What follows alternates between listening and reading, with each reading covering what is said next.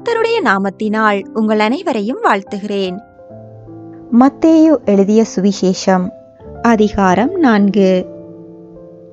அப்பொழுது இயேசு பிசாசினால் சோதிக்கப்படுவதற்கு ஆவியானவராலே வனாந்தரத்திற்கு கொண்டு போகப்பட்டார். அவர் இரவும் பகலும் 40 நாள் உபவாசமாயிருந்த பின்பு அவருக்கு பசியுண்டாயிற்று.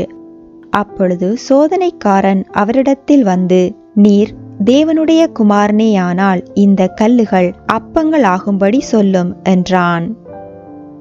அவர் பிரதியுத்தரமாக, மனுஷன் அப்பத்தினாலே மாத்திரமல்ல, தேவனுடைய வாயிலிருந்து புறப்படுகிற ஒவ்வொரு வார்த்தையினாலும் பிழைப்பான் என்று எழுதியிருக்கிறதே என்றார். அப்பொழுது பிசாசு அவரை பரிசுத்த நகரத்திற்கு கொண்டு போய் தேவ ஆலயத்து உப்பரிகையின் மேல் அவரை நிறுத்தி, நீர் தேவனுடைய குமாரனே ஆனால் தாழ குதியும், ஏனெனில் தம்முடைய தூதர்களுக்கு உம்மை குறித்து கட்டளையிடுவார், உமது பாதம் கல்லில் இடராதபடிக்கு அவர்கள் உம்மை கைகளில் ஏந்தி கொண்டு போவார்கள் என்பதாய் எழுதியிருக்கிறது என்று சொன்னான். அதற்கு இயேசு, உன் தேவனாகிய கர்த்தரை பரீட்சை பாராதிருப்பாயாக என்றும் எழுதியிருக்கிறதே என்றார்.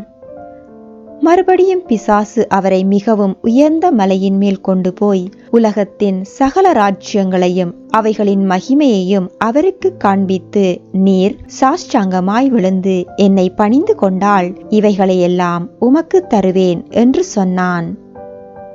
அப்பொழுது இயேசு, அப்பாலே போ சாத்தானே, உன் தேவனாகிய கர்த்தரை பணிந்து கொண்டு அவர் ஒருவருக்கே ஆராதனை செய்வாயாக என்று எழுதியிருக்கிறதே என்றார். அப்பொழுது பிசாசானவன் அவரை விட்டு விலகி போனான். உடனே தேவதூதர்கள் வந்து அவருக்கு பணிவிடை செய்தார்கள். யோவான் காவலில் வைக்கப்பட்டான் என்று இயேசு கேள்விப்பட்டு கலிலேயாவுக்கு போய் நாசரேத்தை விட்டு செபுலோன் நப்தலி என்னும் நாடுகளின் எல்லைகளில் இருக்கும் கடற்கரைக்கு அருகான கப்பர்நகுமிலே வந்து வாசம் பண்ணினார்.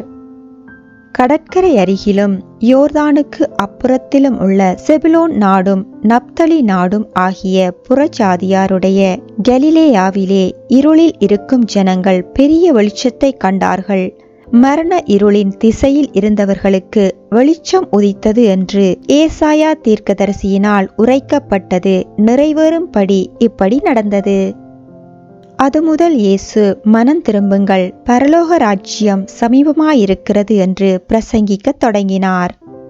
இயேசு கலிலேயா கடலோரமாய் நடந்து போகையில் மீன் பிடிக்கிறவர்களாயிருந்த 2 சகோதரராகிய பேதுரு எனப்பட்ட சீமோனும் அவன் சகோதரன் அந்திரேயாவும் கடலில் வலை போட்டு கொண்டிருக்கிற போது அவர்களைக் கண்டு, என் பின்னே வாருங்கள், உங்களை மனுஷரை பிடிக்கிறவர்கள் ஆக்குவேன் என்றார். உடனே அவர்கள் வலைகளை விட்டு அவருக்கு பின் சென்றார்கள். அவர் அவ்விடம் விட்டு போகையில் வேறே 2 சகோதரராகிய செபெதேயுவின் மகன் யாக்கோபும் அவன் சகோதரன் யோவானும் தங்கள் தகப்பன் செபெதேயுவுடனே படவில் இருந்து தங்கள் வலைகளை பழுது பார்த்து கொண்டிருக்கிற போது அவர்களைக் கண்டு அவர்களையும் அழைத்தார். உடனே அவர்கள் படவையும் தங்கள் தகப்பனையும் விட்டு அவருக்கு பின் சென்றார்கள். பின்பு இயேசு கலிலேயா எங்கும் சுற்றி நடந்து அவர்களுடைய ஜெப ஆலயங்களில் உபதேசித்து ராஜ்யத்தின் சுவிசேஷத்தை பிரசங்கித்து ஜனங்களுக்கு உண்டாயிருந்த சகல வியாதிகளையும் சகல நோய்களையும் நீக்கி சொஸ்தமாக்கினார். அவருடைய கீர்த்தி சீரியா எங்கும் பிரசித்தமாயிற்று.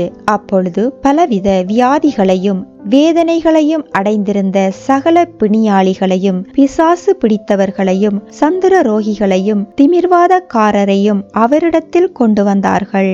அவர்களை சொஸ்தமாக்கினார்.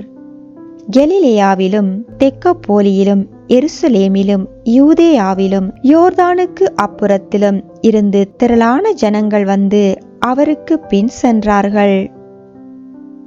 மற்றொரு பதிவில் சந்திக்கலாம். கர்த்தருடைய நாமத்திற்கு மகிமை உண்டாவதாக.